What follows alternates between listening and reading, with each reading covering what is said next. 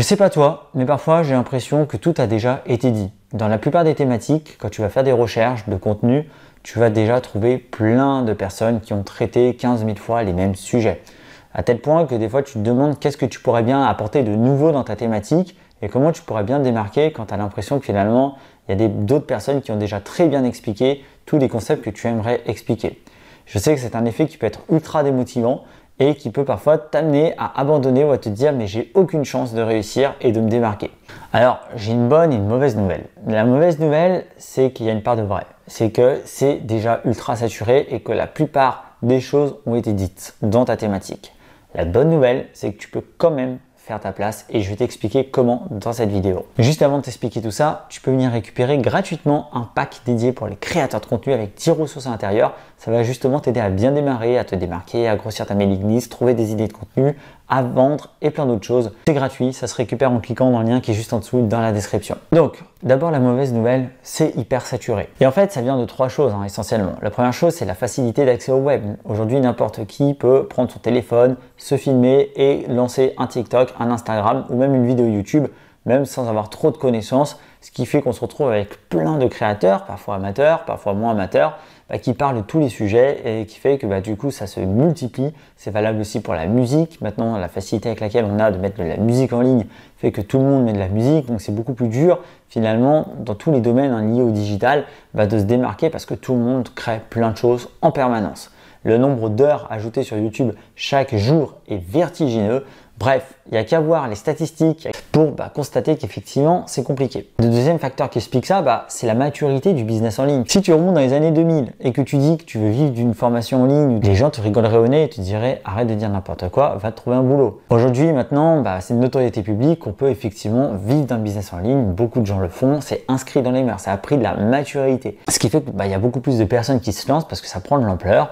Et donc, ça vient aussi à créer des niches ultra saturées, notamment des niches qui ne nécessitent pas forcément de diplôme pour se lancer, comme le développement personnel, comme tout ce qui est marketing en ligne, et j'en passe. Et le troisième facteur à pas négliger, c'est la crise Covid qui a révolutionné le monde du travail, mis en avant le télétravail, et les gens, avec cet arrêt forcé, ont découvert qu'il y avait d'autres moyens de travailler, et ça leur a donné envie pour certains de tout plaquer pour aller créer un business en ligne et pouvoir continuer de travailler à leur guise, de chez eux, comme ils le veulent. Donc ça, c'est pour moi les trois facteurs essentiels qui expliquent qu'aujourd'hui, on se retrouve avec une saturation de contenu qui peut te donner l'impression que tout a déjà été dit et il y a une grosse part de vrai. Résultat, en fait, tout ça, c'est que tu as énormément d'entrepreneurs qui se lancent aujourd'hui, mais qui se retrouvent noyés. C'est le fameux 80-20, c'est-à-dire que tu as seulement 20% des créateurs de contenu qui vont vraiment sortir du lot, se démarquer et capter 80% de la clientèle dans n'importe quelle thématique. Mais les 80% d'autres créateurs de contenu sont noyés dans la masse et n'arrivent pas à se démarquer. Le principal problème et la raison pour laquelle ils n'arrivent pas à se démarquer, c'est parce qu'ils se copient les uns les autres. C'est-à-dire qu'ils n'ont pas un processus de réflexion actif.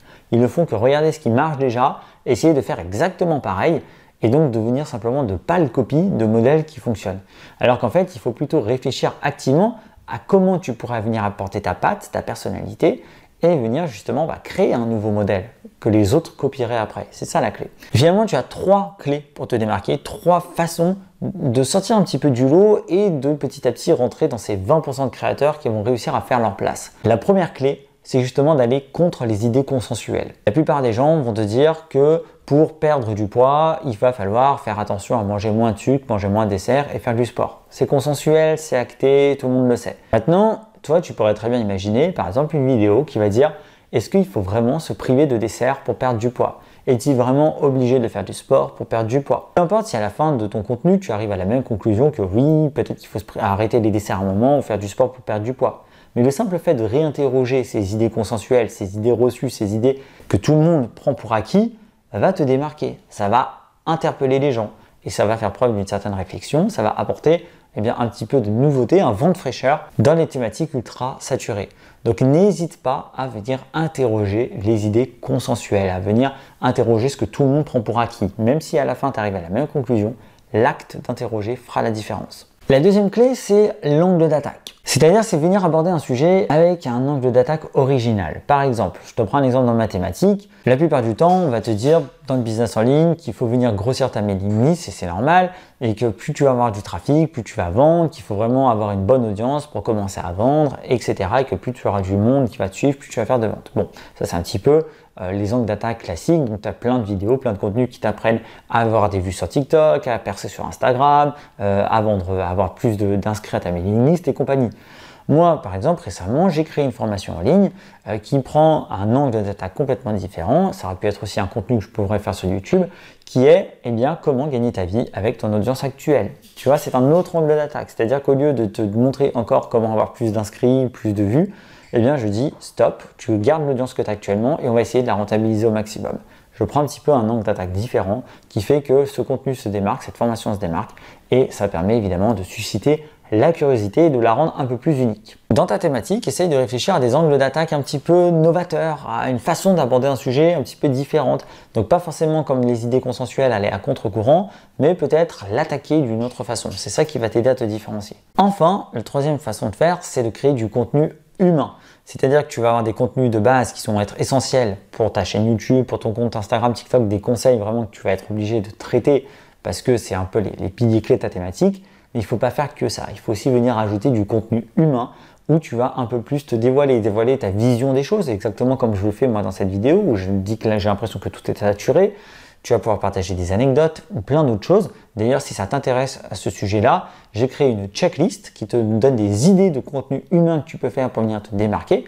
Et je te montre même comment moi je les ai appliquées sur ma chaîne YouTube. Si tu veux la récupérer, elle fait partie du pack du créateur de contenu de 10 ressources que tu peux venir récupérer gratuitement juste en dessous dans la description. L'idée, c'est simplement vraiment d'avoir des contenus un petit peu différents qui te permettent de dévoiler parce qu'aujourd'hui, il faut le dire, pour se démarquer, tu vas devoir de plus en plus te rapprocher du rôle d'influenceur. C'est-à-dire qu'il va falloir de plus en plus sortir de cette position didactique, purement pédagogique de professeur ou de personnes compétentes qui donnent du savoir, mais il va falloir aussi un peu plus montrer qui tu es, tes valeurs, tes convictions, ton histoire, tes anecdotes. En gros, mettre un peu plus en avant qui tu es. Et ça, c'est une grande force quand on est seul. C'est ce personal branding que ne peuvent pas faire les entreprises. C'est de jouer sur cette carte humaine, cette carte relationnelle.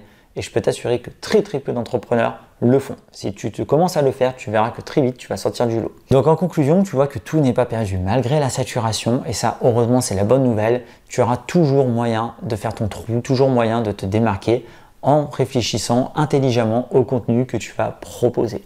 Donc je t'invite à essayer les 3 clés que je t'ai partagées dans cette vidéo. Et puis n'hésite pas non plus à t'abonner à la chaîne, à mettre un petit pouce bleu. Et moi je te dis à très vite dans les prochaines vidéos. Ciao!